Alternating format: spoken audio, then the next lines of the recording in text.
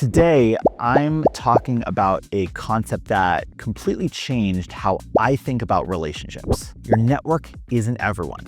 And I don't mean that in the obvious, well, you don't know everyone on planet Earth kind of way. So I'm Zvi Band. At this point, I've built multiple CRMs, coached thousands of professionals on relationship building, and quite literally wrote a book on professional relationships. But I have still found myself falling into a common trap that might sound familiar to you. So a few years ago, I was scrolling through my thousands at this point of LinkedIn connections, and I had this pretty harsh realization. I asked myself, who do I care enough about here that I would lend $20 to them if they asked? And more importantly, who cares enough about me that if I needed $20, they wouldn't hesitate? The answer was, let's call it uncomfortable. See, despite having connections with thousands of people, the number who passed that simple $20 test was embarrassingly small, or at least felt like it relative to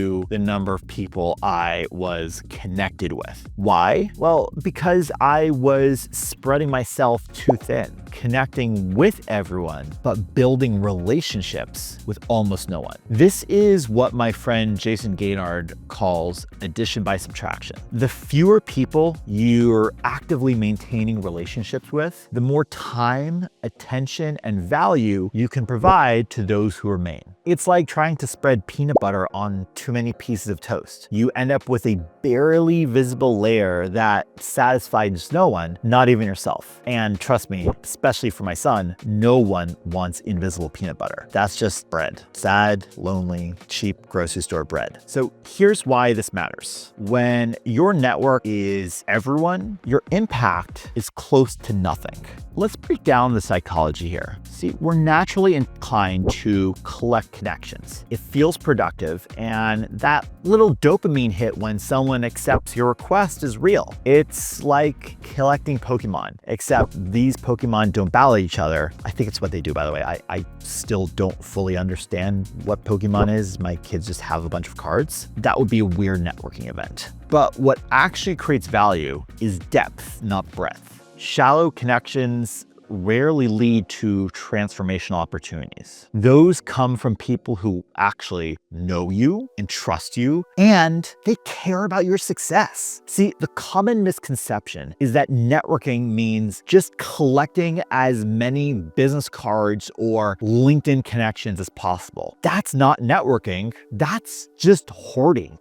So how do we fix this? Well, here are 3 tactical steps you can take today. And again, I always try and focus and bring us to the tactics, the things that you can actually do. First, let's go ahead and conduct your own version of the $20 test. So look at your contact list, right? Wherever you keep track of your relationships, whether it's a CRM or spreadsheet or LinkedIn or any other kind of social media, just your phone contacts, and ask yourself, person by person, would I lend this person $20 if they asked? And frankly, would they lend me $20 if I asked? This simple question cuts through the fluff and helps you identify who your real connections might be.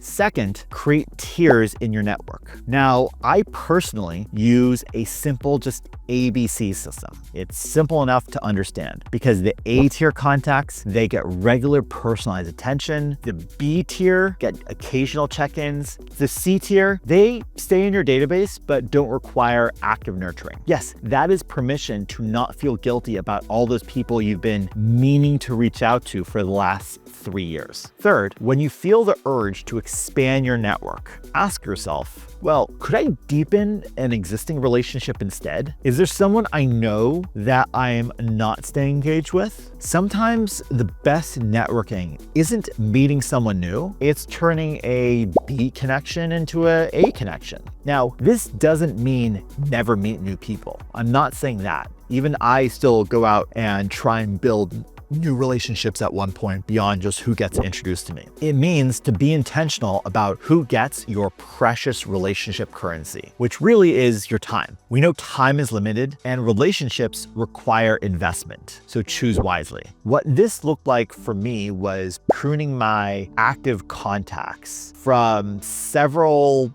100 is more of like 500 or 600 people, down to about 100 people I genuinely care about and can focus on providing real value to. And you know what? My professional opportunities didn't decrease. They multiplied because I was building and maintaining actual relationships instead of just collecting acquaintances. So here's your immediate action. After this video, look at your contact list and identify just 5 people who would pass the $20 test, but who you haven't been in touch with lately. Let's say maybe 2 or 3 months. Reach out to them this week, not with a generic, hey, how's it going? But with something specific like, hey, Sarah, that thing you shared with me a couple months ago has really been on my mind. We'd love to hear how it's going when you've got 15 minutes. See, remember, your network isn't everyone. Quality beats quantity. And a small, intentional network of real relationships will always outperform a massive collection of casual contacts. Now, I'm not saying burn bridges and never speak to them again, but instead prioritize your time about who really resonates with you and